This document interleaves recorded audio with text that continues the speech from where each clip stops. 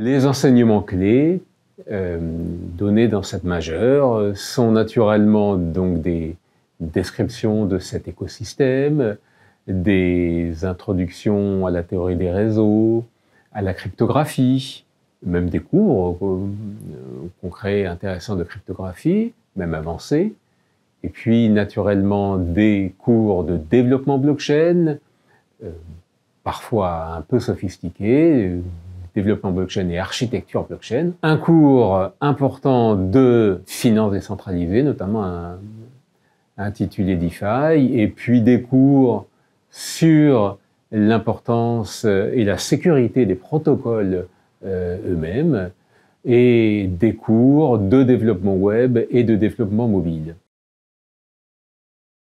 Le but est de former des étudiants qui rentrent sur le marché du travail en tant que développeurs ou architectes dans mettons, des fintech au sens large.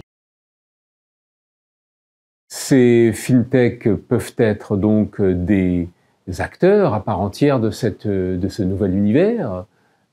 Il y a notamment des très gros acteurs. Vous avez probablement entendu parler du succès de Coinbase aux États-Unis, qui atteint aujourd'hui une taille comparable à celle des GAFAM. Vous avez sûrement entendu parler de la hausse spectaculaire du marché des crypto-monnaies, qui représente plusieurs milliards de dollars aujourd'hui. Le but, donc, c'est que vous arriviez à trouver votre place dans cet univers qui demande qui recherche des jeunes étudiants motivés et qui maîtrisent des concepts clés que l'on apprend ici à l'ESILB.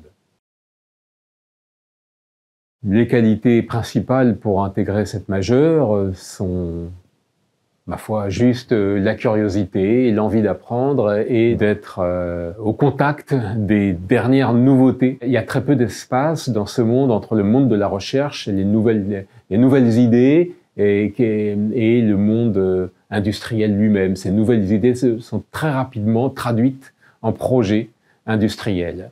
Et donc c'est un monde absolument changeant, ce qui fait son charme, son intérêt. C'est la raison également de son succès.